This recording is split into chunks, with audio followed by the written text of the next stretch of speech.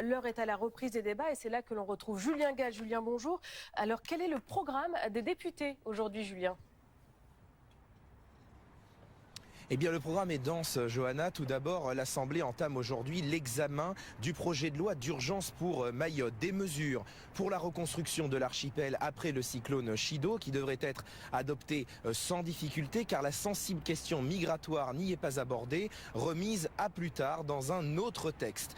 Deuxième sujet brûlant, les retraites. François Bayrou va-t-il revenir sur l'âge de départ à 64 ans? Une partie de la gauche demande le gel de cette réforme à 62 ans et demi. La droite s'y oppose. Ce sera un point crucial pour le Premier ministre qui souhaite éviter toute censure. Et puis enfin, la saison 2 du budget de l'État et de la sécurité sociale, interrompue par la censure du gouvernement Barnier et qui va reprendre. En tout cas, le chemin s'annonce épineux pour François Bayrou qui reçoit aujourd'hui les présidents des deux chambres à Matignon.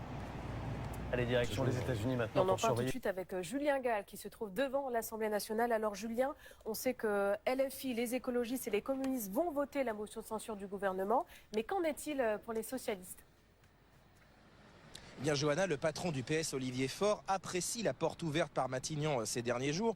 Des concessions de François Bayrou sur la réforme des retraites ou encore Elisabeth Borne qui annonce ce matin dans la presse revenir sur la suppression des 4000 postes d'enseignants. Mais arrivera-t-il pour autant à faire trouver à ses troupes une position commune sur la censure? Les socialistes se réunissent aujourd'hui à la mi-journée. Certains au PS appellent à faire preuve de responsabilité. D'autres voudraient marquer le coup face au gouvernement. Les insoumis, pour leur part, attendent les socialistes au tournant. Jean-Luc Mélenchon a affirmé que ceux qui ne voteront pas la censure sortiront de l'accord du nouveau Front populaire. Dans tous les cas, cette motion a peu de chances d'être adoptée si les parlementaires RN s'en tiennent à leur déclaration de ces derniers jours selon lesquelles ils ne voteront pas en faveur de cette censure. Merci beaucoup Julien Gall en direct de l'Assemblée nationale.